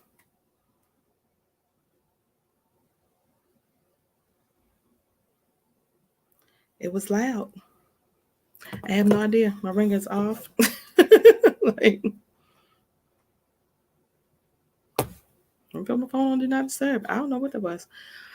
Nevertheless, again, you are in with a party of one, right? What does that forgiveness look like for you? Because we tend to want to pretend. We tend to want to, put on a show or whatever. But when you truly forgive somebody, there's a release that happens in your spirit. There's a joy that comes over you, right? There is something that happens where it doesn't matter. It doesn't even matter. You can see that person, it doesn't matter. Whereas before you would see that person, you feel some kind of way. It doesn't even matter, right? But again, you're doing what is best for you. What does that thing look like for you? What forgiveness looks like for me and what forgiveness looks like for you, two different things. Two different things. That brings us to setting boundaries, number 6. Setting boundaries. Forgiveness does not mean that you have to reconcile or continue the relationship as it was before. I ain't making this up. I know y'all thought I was making this up. This is in the print. Setting boundaries. It's a part of self-love, honey. Probably one of the best things that you can ever do for yourself, right? Setting boundaries. It is important to set healthy boundaries to protect yourself and ensure your well-being. If somebody has done something to break your trust, why are you putting yourself back in that person's presence? No, you don't get that right back with me. You don't get that. But there's some people that you don't want to really cut off, right? But you will set some boundaries. Hey, you know what? You've disrespected me before. I allowed you to say something, so and so and whatever. But guess what? That's not going to happen anymore. So I'll respectfully stay over here. You can stay over there. Whatever it is. You can love people from a distance. It's fine. Right? Because again, it's just like I said before. You have your own house to go to. I have my own house to come to. You ain't gotta go sit in nobody's house. You ain't gotta go and do nobody. You don't have to do that. Why are you trying to do that? Only if you make the choice. Only if that's what you want to do, not because you feel like you have to do it. Don't put on no fake show, honey. Don't put on no fake show. Again, let me read that number 6. Set boundaries. I set boundaries, honey. I don't know. I don't know if I've ever had boundaries like this before in my life. They include everyone. Everyone. Forgiving someone does not mean that you have to reconcile or continue the relationship as it was before. That is so hard. So hard for some people. But I'm telling you, once you release that thing, because guess what? Things are different now. We're so busy trying to make things go back to what they were before, but guess what? They're different. It is different. Is it my fault that it's different? I had to have this conversation with myself. I didn't make it different. Why am I feeling some kind of way? I didn't do this. I'm responding. You're responding, right? You're trying to figure out a way, okay, these things have happened. Now, how can I move forward? This is how I can move forward in peace and in love with me. In peace and love in my life. In peace and love in my spirit, right? It's a different conversation. Not in peace and love because I'm trying to make you happy. Not in peace and love because of, no, set boundaries, honey. I'm going to read it one more time for the people in the back. Setting boundaries, forgiving someone does not mean that you have to reconcile or continue the relationship as it was before. Okay? It is important to set healthy boundaries to protect yourself and ensure your well-being. I was dying slowly. I was suicidal because of somebody else's doing, because of somebody else's behavior, because of somebody else's very intentionally trying to harm me mentally. And then I'm going to go back and try to appease you in some way and act as if you wasn't stabbing me in my belly?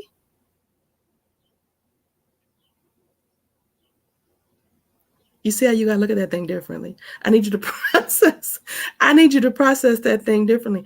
Somebody intentionally was trying to stab me in the, not even intentionally trying, but somebody intentionally was stabbing me in the belly.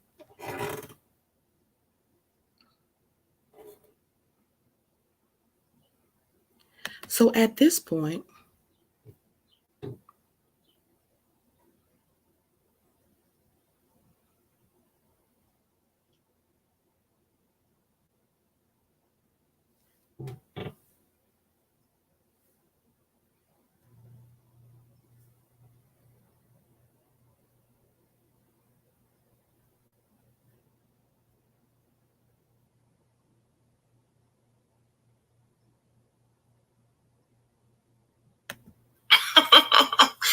hey fam, hey.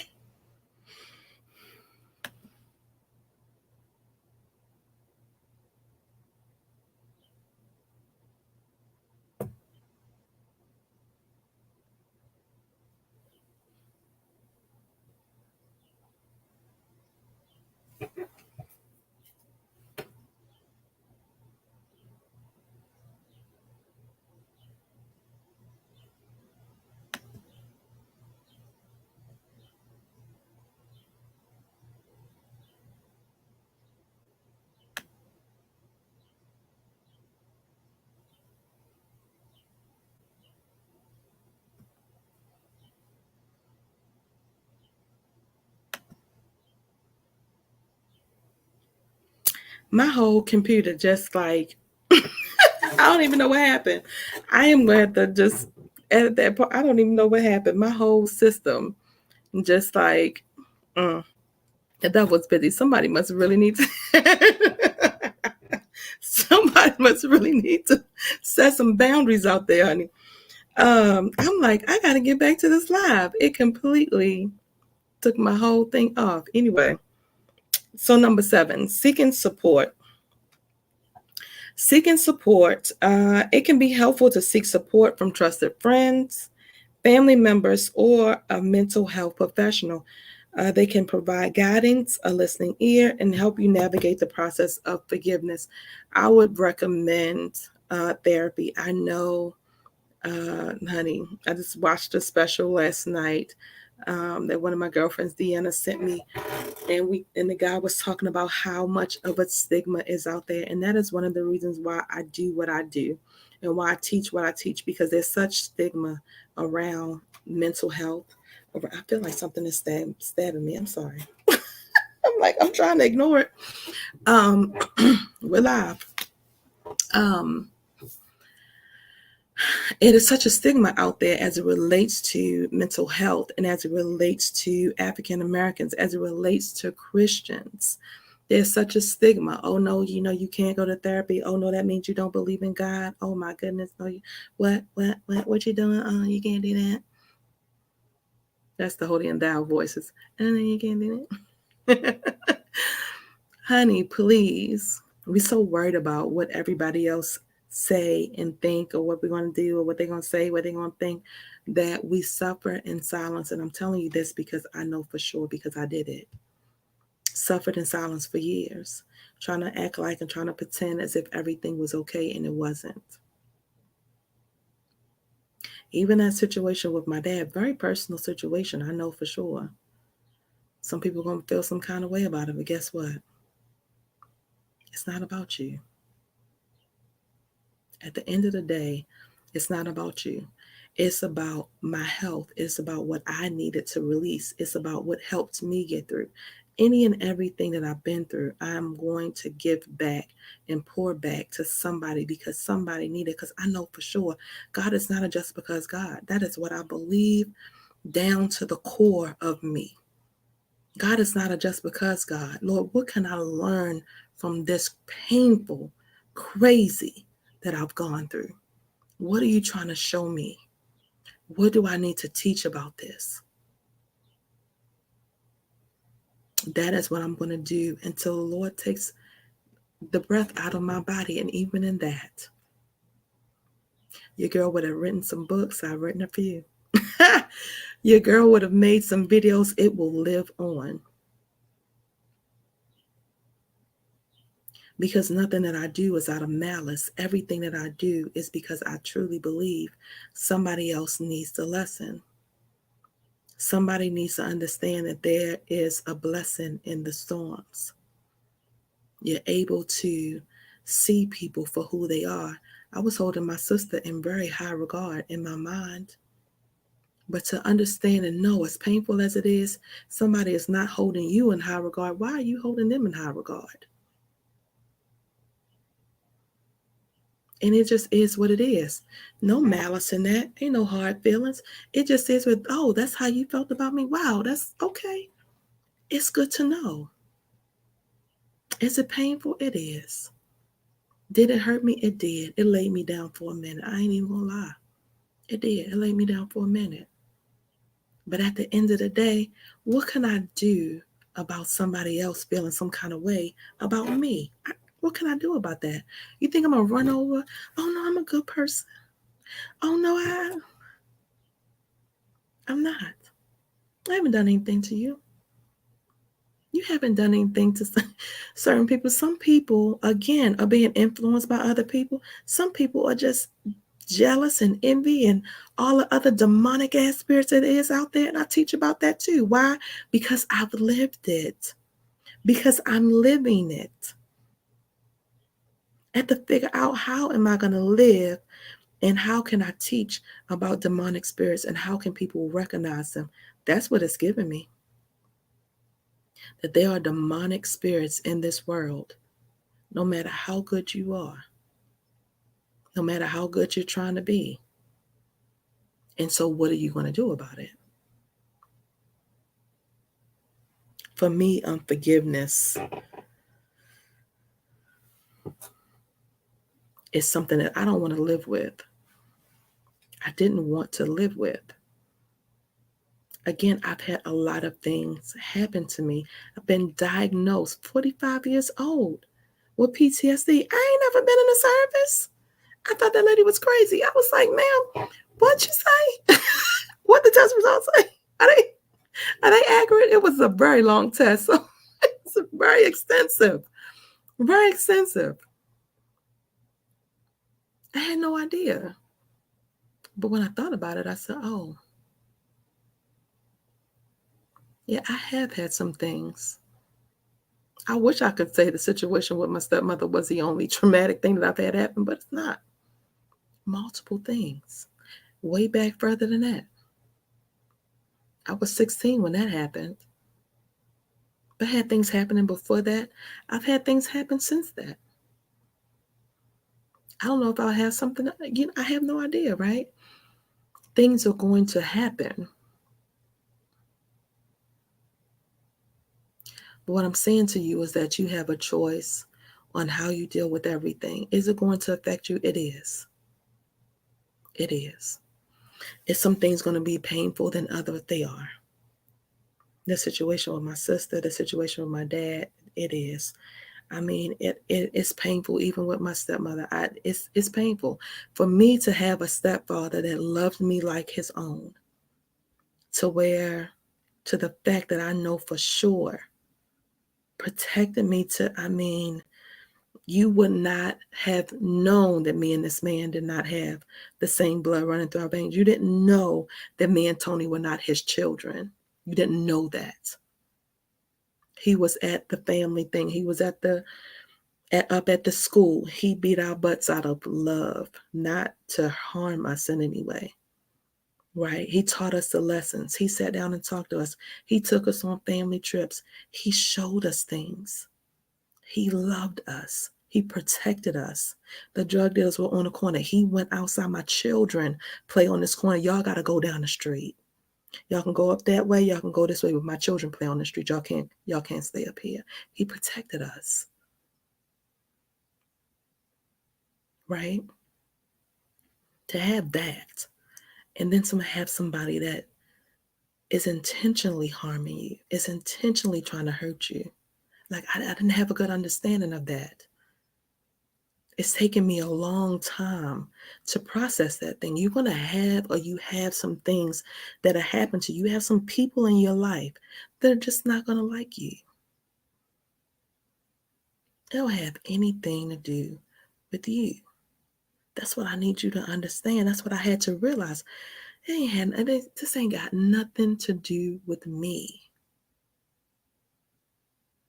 It has to do with the insecurities that some people have in their life. It has to do with whatever their story is or whatever they got going on. But it ain't got nothing to do with me. So what am I holding that thing for? Why am I carrying that weight around? That shit is heavy. It's heavy. I'm putting it down. I put it down. I'm not carrying it anymore. I gotta fly. I got shit to do. You have purpose on you. You have something to do. You can't keep carrying that around. It's a distraction. I think that's what I was saying when the loud noise came. Lord, it scared me. I'm like, Jesus Christ, I don't even know what that noise is. Distraction. The devil gets really busy trying to get you to the grave to distract you. Just like that loud ass noise distracted my message. What things are you allowing to distract you? Who are you allowing to distract you? What situation have you allowed to distract you? What is keeping you in the darkness? Who are you?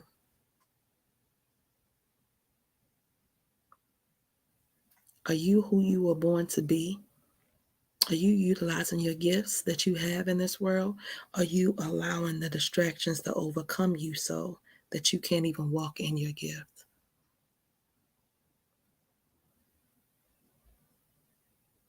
Are you allowing unforgiveness to hold you hostage, that it blinds you so that you can't even see that you have encaged yourself?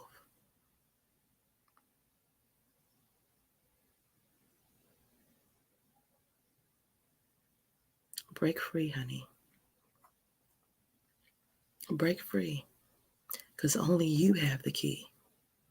Only you can do it. It's just like I said, it doesn't matter My daddy can't do it for me. My sister can't do it for me. My stepmother sure can't do it for me. Can't nobody do it for you. I had to do that thing for myself. I had to find these answers out for myself. I had to dig deep within and figure it out, honey. You got to dig deep. You got to get still and let the Spirit of the Lord speak to you. Ask Him. He'll guide you. He'll lead you. It is just that simple. Lord, show me. Lead me, guide me, order my steps, Lord. I come before God and I say thank you. I thank you, yeah, for all the crazy, the good, the bad, and the crazy, Lord. I thank you for being a vessel. I thank God for the crazy. I thank Him for being able to process it in my mind to where I can use it to help somebody else. I'm grateful. Michelle, are you grateful for? I'm grateful for the crazy.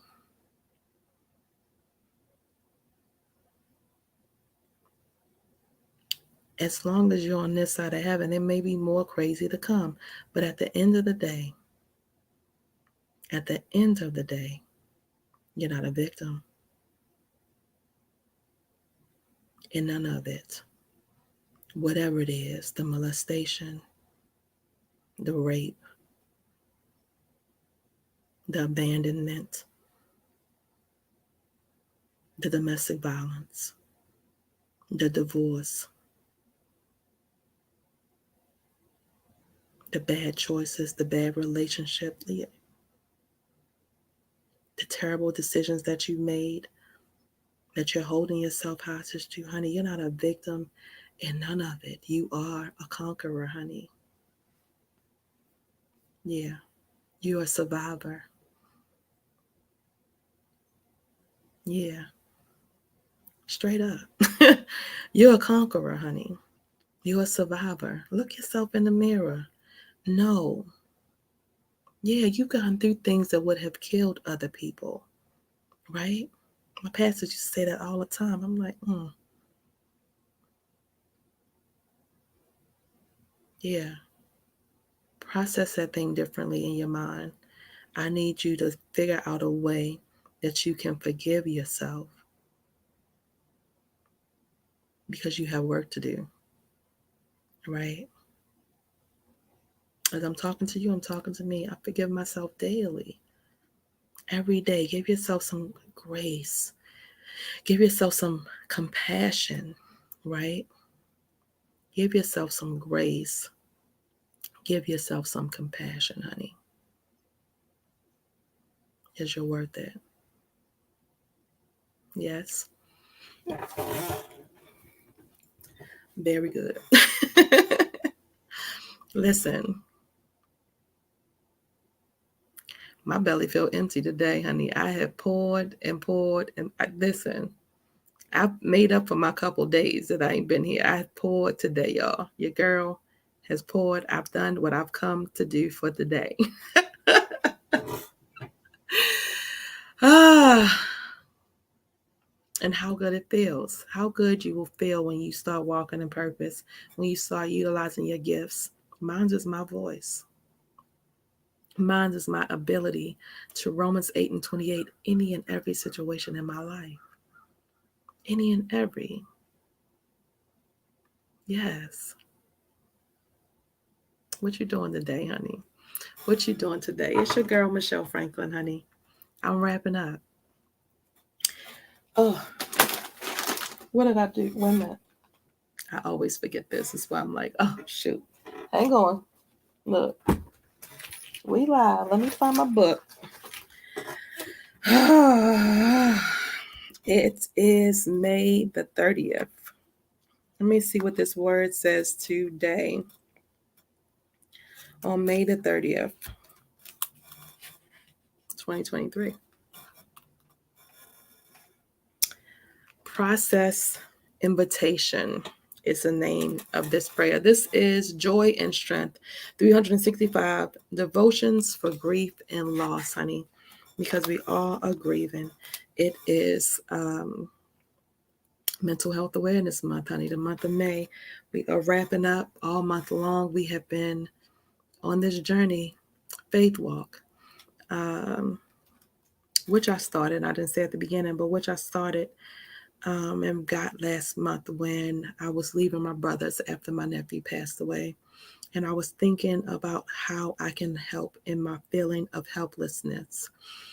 Um, and I was praying and I was asking the Lord, what can I do?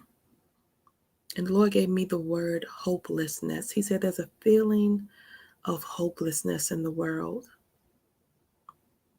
And I was thinking and praying on it, and I thought, what can combat hopelessness? And it is faith. Faith is the substance of things hoped for, the evidence of things not seen. And so, what I know for sure is that any time that you're walking and feeling hopeless in any given situation, in your unforgiveness, in your finances, in your relationships, in your situationships, even though you're not able to see it, know that it is working out, that it is going to work out. That is faith. I don't know how long and I don't know when, but I knew I wasn't going to stay in the situation. I knew I wasn't going to be in it too long. God used me. He uses me every day. And so what I pray for you, honey, is for you to know that you're not going to stay in your situation always. Even whatever it is holding you hostage in the forgiveness, in the unforgiveness, you're not going to be in a situation long. It'll be over soon. Release that thing.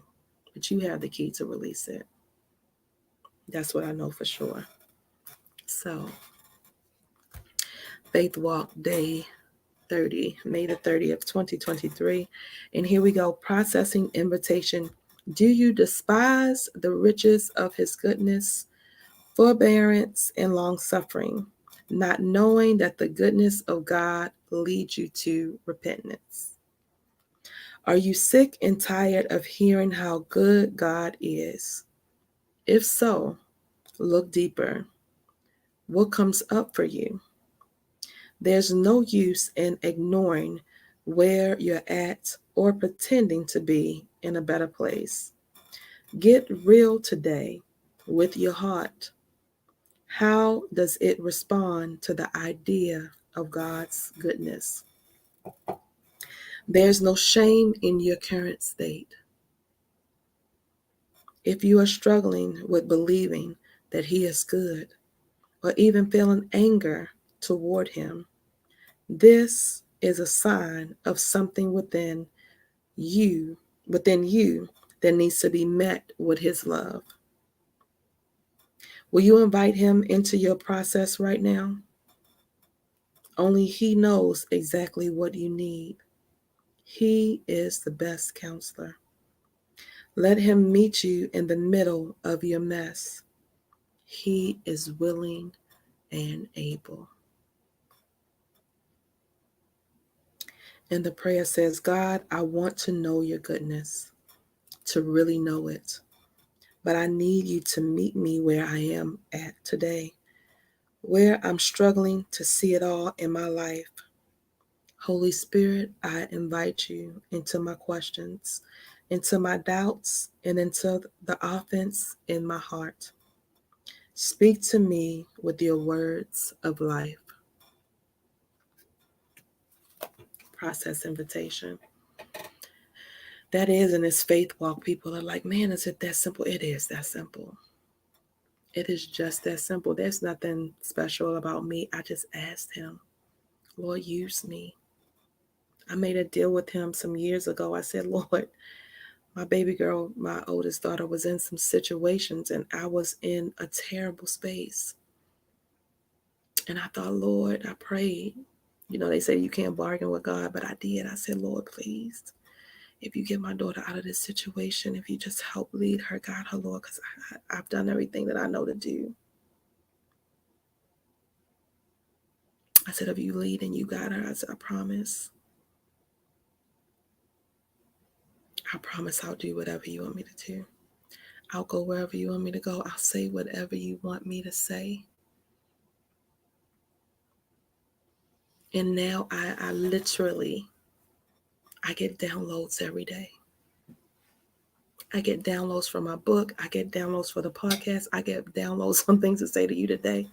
I literally get downloads, and I'm saying it. I'm being obedient.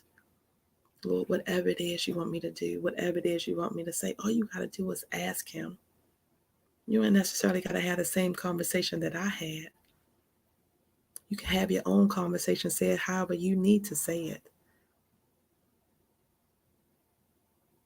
But understand, it doesn't matter whether you think, oh my God, I ain't been to church in a long time. Oh my God, I ain't never been to church. Oh my God, he's not going to listen to me because I'm not. There's no prerequisite. There's no classes that you have to take. There's no perfect being on this side of heaven. So everybody is available to talk to him. He has time for you. He's available to everyone. He's omnipresent. That means he's there with you and he's here with me. Yeah, just like that. Just like that. I'm praying for you to get out of the dark spaces that you are in, for you to allow God's divine intervention in your life. That is why I am here, honey, to bring you all the divine interventions that have happened in my life. That really does sound like a phone, but my phone is not ringing. I don't know what that is.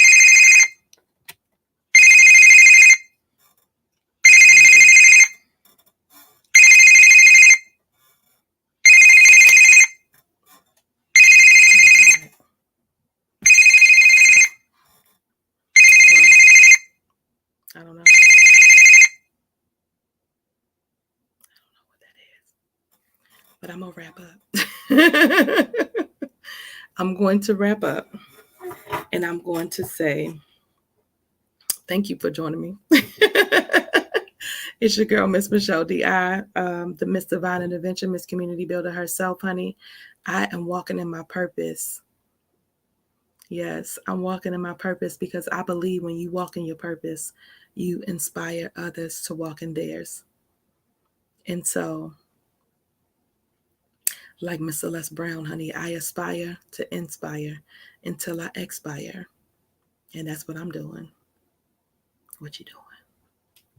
What you doing? Join me tomorrow, honey. I'll be back for our last day of the month, the 31st, honey. We'll be back tomorrow. Have a good one.